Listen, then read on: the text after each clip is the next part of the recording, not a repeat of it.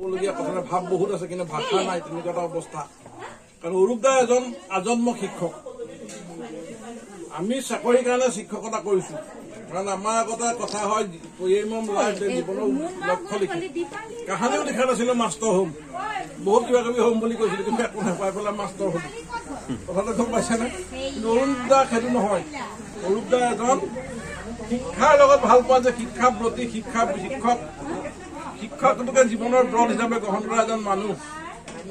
অৰূপদা এটা বিশেষ নান্দনিক এটা তেখেতৰ মন আছে এই যে ঘৰটোত আমি সোমাই আহিছো ইয়াৰ যিটো পৰিৱেশ তেওঁ গঢ়ি তুলিছে এই পৰিৱেশৰ লগত শিশুৰ শিক্ষা প্ৰাক প্ৰাথমিক বিদ্যালয় মুকুল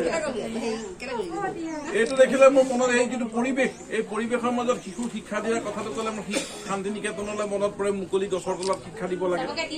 গতিকে মই আশা ভাবিছো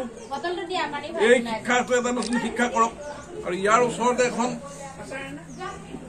পাৰ্ক বনোৱাৰ কথা এসময়ত ওলাইছিলে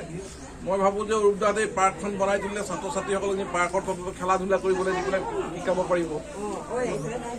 শান্তি নিকেতন মই নিজে দেখিছো অৱশ্যে আমাক সোমাবলৈ দিয়া নাই হেৰি কাৰণে বিদৰ ভিতৰত গতিকে সেইটো কাৰণ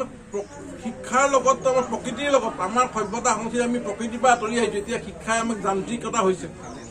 শিক্ষাটো এইপিনৰ পৰা আমাৰ অত্যাচাৰো হৈছে আমাৰ স্বাভাৱিকতাক বাধা দি দিছে তাক লৈ পেলাই কিন্তু এইটো বিচৰা নাই শিশুৱে প্ৰকৃতিক পৰিৱেশৰ লগত খেলা ধূলা কৰি ভাল পায় নাচ গান কৰি ভাল পায় প্ৰকৃতিক অনুকৰণ কৰি ভাল পায় শিক্ষাটো প্ৰকৃতিৰ অনুকৰণ চাই পেলাই তেওঁলোকে ছবি আঁকে প্ৰকৃতিৰ অনুকৰণ কৰি তেওঁলোকে নাচে জঁপিয়াই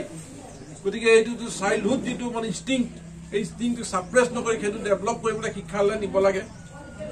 আৰু এটা কথা এইখিনিতে কওঁ ইতিমধ্যে ওলালে ৱাজিদুৰ ৰহমানে ক'লে